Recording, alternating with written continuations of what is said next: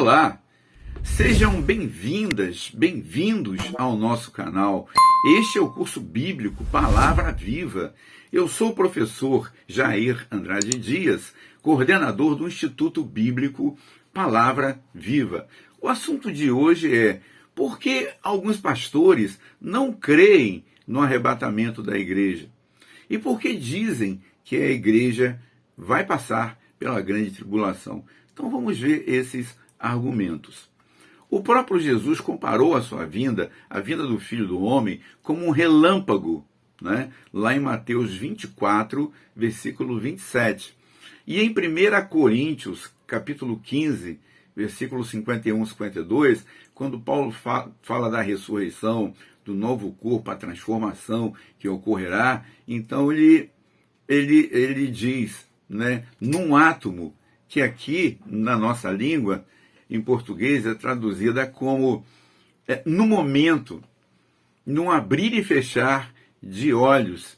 Então, nos dias de Paulo, por que átomo? Porque nos dias de Paulo, o átomo era a menor partícula que se conhecia. Era a menor porção de matéria possível, né? Extremamente pequena, tão pequena que não se podia dividir. Por isso a palavra átomo no grego significa indivisível, porque é tão pequena, tão pequenininha que não dá para dividir. Então essa é a ideia que Paulo quer passar aqui, num átomo, num tempo extremamente curto, tá? Num tempo muito pequeno ocorrerá essa transformação e essa ressurreição dos salvos quando Jesus vier para arrebatar a igreja. Então, como é que será o arrebatamento da igreja? Tá? Paulo diz: dizemos a vocês, pela palavra do Senhor, que nós, os que estivermos vivos, os que ficarmos até a vinda do Senhor, não precederemos os que dormem, ou seja, os que já partiram para Cristo. Dada a ordem, o Senhor descerá dos céus e os mortos em Cristo ressuscitarão primeiro. Primeiro que quem está falando é a primeira ressurreição dos justos, né? Depois nós, os que estivermos vivos, seremos arrebatados com eles, ou juntamente com eles, até as nuvens, ao encontro do Senhor nos ares. E assim estaremos para sempre com o Senhor. Então vamos comentar esse texto. Então nós, os cristãos que estivermos vivos no arrebatamento da igreja, não precederemos, não chegaremos na frente, né, dos cristãos que já morreram, já estão em Cristo. Então a preocupação dos cristãos tessalonicenses é que eles imaginavam que aqueles que morriam iriam perder as bênçãos do arrebatamento, né? Mas o texto aqui deixa bem claro, né?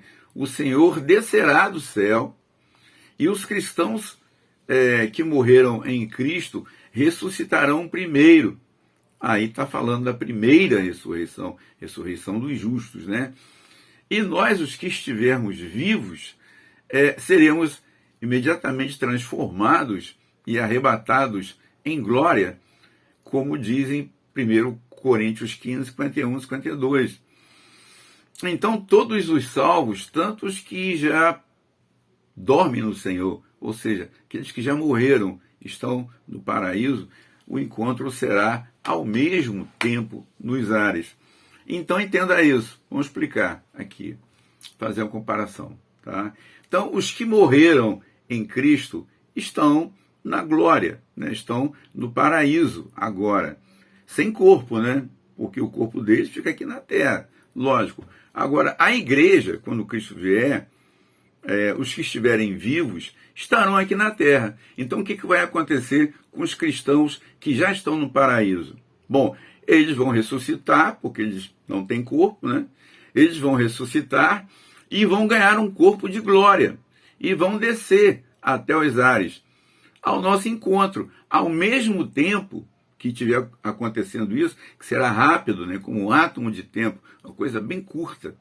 Ao mesmo tempo, a igreja que está viva aqui na terra será transformada e glorificada e sobe até os ares a se encontrar com eles, tá?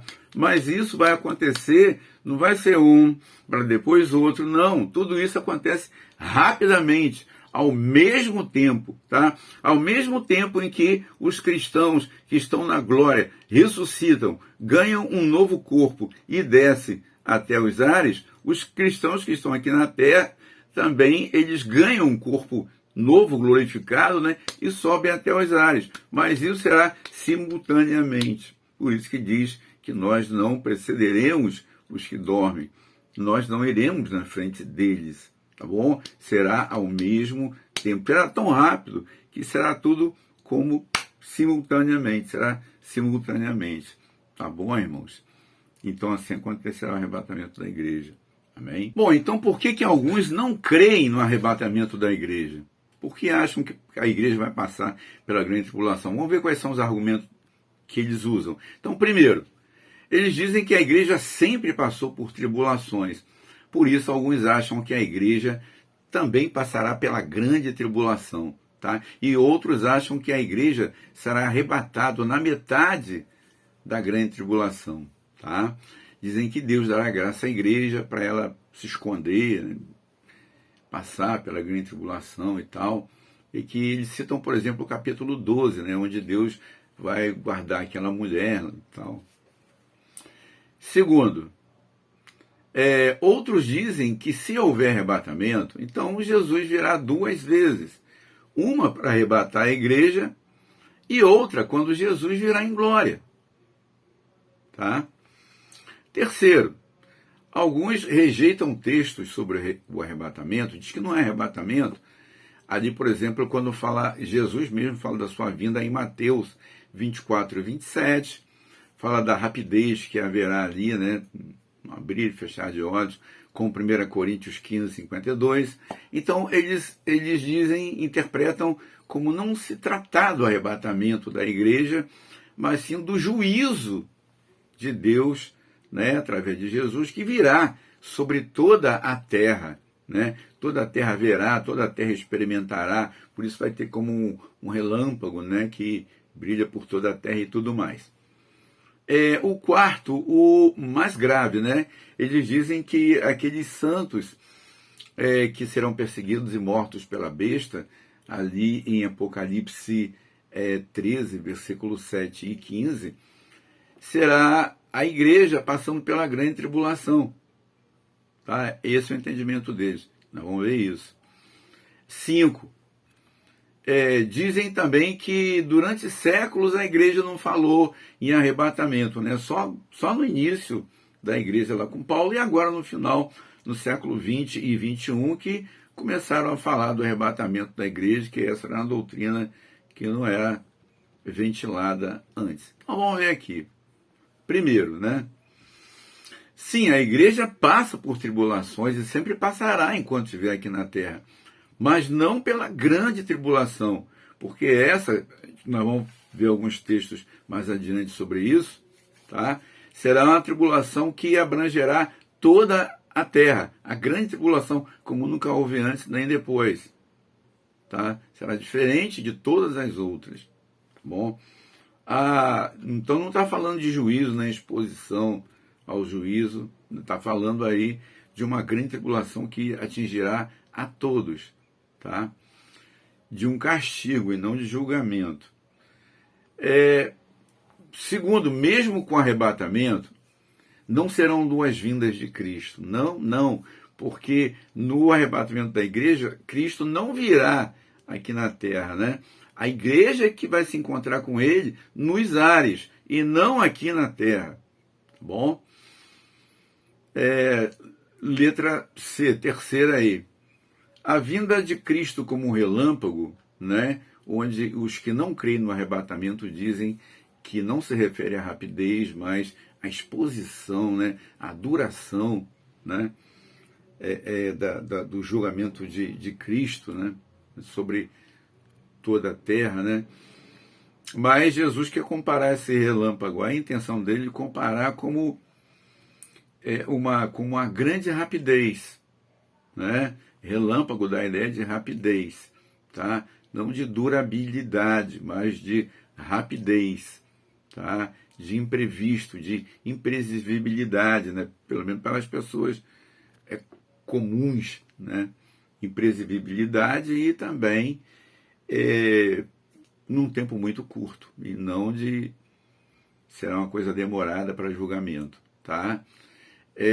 O quarto, os santos perseguidos, que se fala aí que não vão adorar a besta e por isso vão ser perseguidos, né? Não se trata da igreja arrebatada, mas de os que ficaram, né? Vão se converter durante a grande tribulação, ou aqueles que vão ser tocados no período da grande tribulação para vir a Cristo, né? E aí sim, esses é que vão enfrentar a besta, né? O anticristo, e vão passar pela grande tribulação. Mas a igreja, né, que batalha, a igreja de Cristo aqui na terra, ela será arrebatada antes da grande tribulação, como veremos, né? Alguns textos que veremos daqui a pouco mais. E 5, né? Sim, a igreja durante séculos não falou sobre o arrebatamento da igreja, né? Falou na época de Paulo e agora no século 20 e 21. Por quê? Porque a igreja romanista, né, durante passado aquele ímpeto da espera pelo arrebatamento, então passou um tempo, essa doutrina já não foi mais tão ventilada assim como no começo, ainda mais que a igreja romanista entrou ali atuando, né, como igreja, né, cristã, e o foco, a ênfase, né, não é o arrebatamento da igreja, não era, mas sim o juízo de Deus, né, que viria sobre os pecadores e tudo mais e tal, a grande tribulação. E mesmo a igreja reformada, né, ela pregava mais o quê? Visando o quê? A salvação, a conversão das pessoas, né, a santidade, né, para andar com Deus, e não falava basicamente sobre o arrebatamento da igreja, mas sim da igreja aqui na terra atuando, né? Então só mais para cá, mais no século 20, 21, é que se fala do arrebatamento da igreja. Mas o arrebatamento da igreja não é uma doutrina fabricada pela igreja dos últimos dias. Não, o arrebatamento da igreja é uma doutrina que está exposta na Bíblia. Paulo pregou sobre ela, falou sobre ela, né? Por exemplo, o 1 Tessalonicenses 4, 15 a 17, que nós já vimos aí, tá? Mas não é uma doutrina estranha, nem foi acrescentada na Bíblia. É uma doutrina que sempre existiu no Novo Testamento e só agora nos últimos tempos é que está se dando mais valor, né? Está se despertando mais para isso aí. Amém, irmãos? Bom, irmãos, então vamos ver alguns textos que mostram que a igreja não passará pela grande tribulação, além de tudo que já vimos, deixar mais 2 ou 3 aqui bem fixados, tá?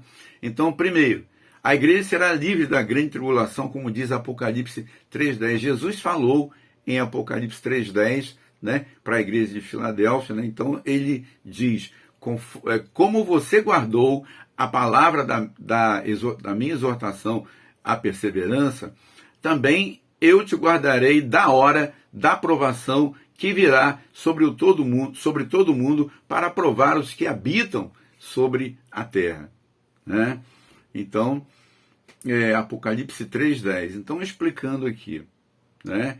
Jesus disse: como você guardou a palavra da exortação à perseverança, eu também a guardarei da hora da provação que virá sobre todo mundo, para provar os que habitam a terra. Virá sobre todo mundo para provar os que habitam na terra. Então, será uma tribulação de âmbito global. Será a grande tribulação. Como Jesus diz lá em Mateus 24, 21, 22, haverá então uma grande tribulação, como nunca houve antes, nem haverá depois. Tá? Jesus falou, né, sobre a abrangência da grande tribulação, mas aqui ele está dizendo que ele vai que essa tribulação realmente, essa da qual ele está falando aqui, que vai guardar a igreja, será grande, será para provar os que habitam, os que estiverem aqui na terra, né? Todos que estiverem aqui na terra naquele momento, naquela situação. E diz aqui, como você guardou a palavra da perseverança, eu também aguardarei da hora da aprovação. Então veja, Jesus guardará da hora, guardará da aprovação, e não na hora, e não na provação, mas ele guardará da provação, guardará da hora. Então não vai passar, tá?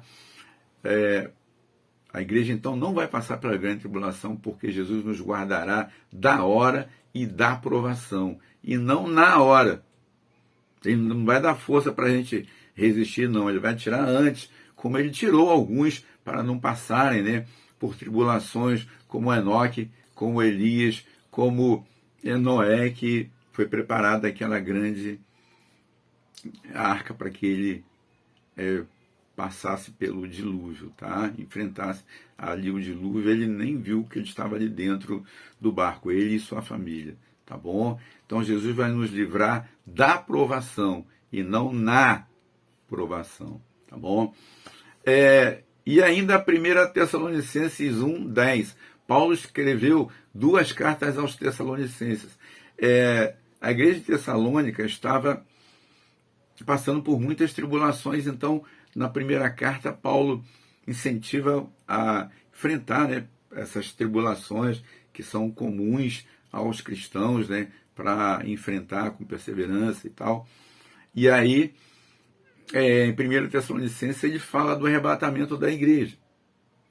Todos os capítulos falam da vinda de Jesus, tá? E esse em especial falando aí sobre arrebatamento da igreja. Mas depois Paulo escreveu uma segunda carta aos Tessalonicenses.